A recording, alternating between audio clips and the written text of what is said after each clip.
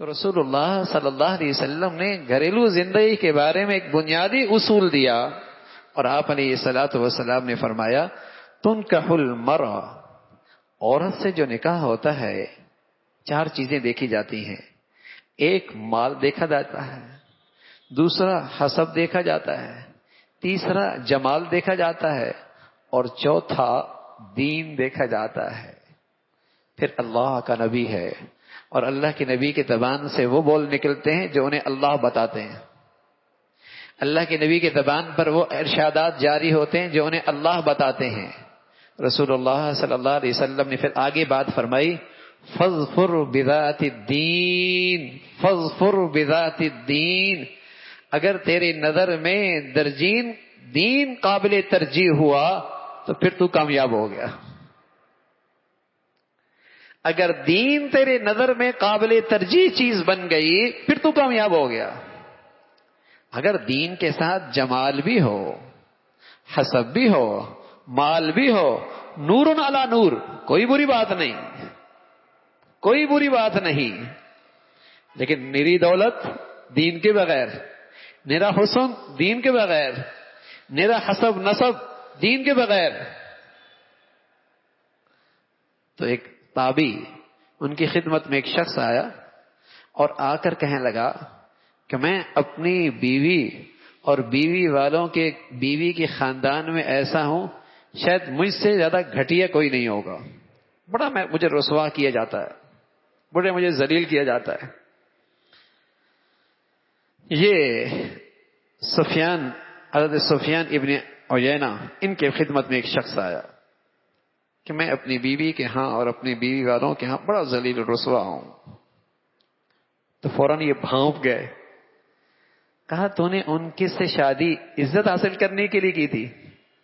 کہا بڑے شان و شوکت والے تھے۔ میں نے کہا کمزور آدمی ہوں، کمزور گھرانہ ہے، تعلقات بڑے ہو جائیں گے، بڑے تعلقات بن جائیں گے۔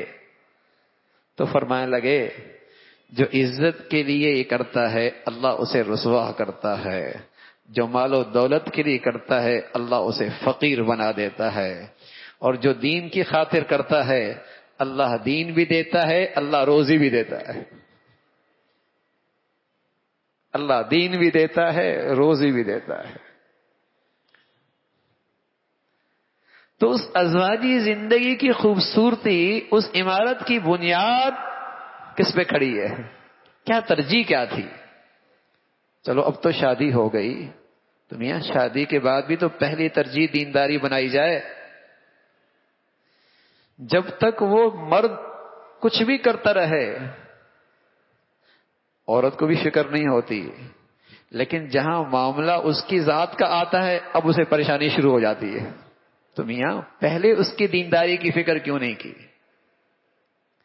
وہ عورت کچھ بھی کرتی رہے، جب معاملہ اس شوہر کی عزت کا آ جاتا ہے اب اسے فکر ہوتی، ارے میاں پہلے اس کی دینداری کی فکر کیوں نہیں کی؟ پہلے اس کی دینداری کی فکر کیوں نہیں کی؟ اس لیے کہ اللہ کا پیغمبر کہہ رہے دین کے بغیر گھریلو زندگی نہیں کامیاب ہو سکتی۔ ڈگریوں سے تھوڑی گھر بنتے ہیں بھائی، پیسوں سے تھوڑی گھر بنتے ہیں، دولت سے تھوڑی گھر بنتے ہیں، اسٹیٹس سے تھوڑی گھر بنتے ہیں، فرنیچر اور اچھے ٹائلوں سے اور اچھی آمدنیوں سے تھوڑی گھر بنتے ہیں۔ اگر اس سے گھر بنتے تو آج مغرب کے ہر دوسری عورت کو طلاق نہ ہوتی،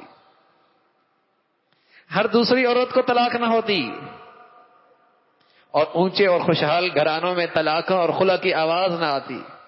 کبھی عدالتوں کا رخ ہو، سنیے ذرا کسی وکیل سے بتائے گا کہ 99% کیسز عدالتوں میں طلاق اور خلا کے ہیں، 99%۔ کس طرف ہمارا معاشرہ جا رہا، کس بربادی اور ہلاکت کی طرف۔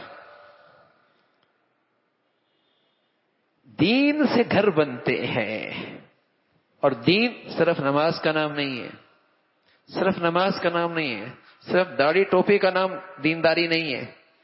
دین نام ہے، خلوت ہے، تنہائی ہے، تاریکی ہے، قانون کے رس سے دور ہے، دنیا کے نظروں سے اوجل ہے، اللہ کا خوف اسے دامن گیر ہے، کسی کا حق نہیں ضائع کرتا۔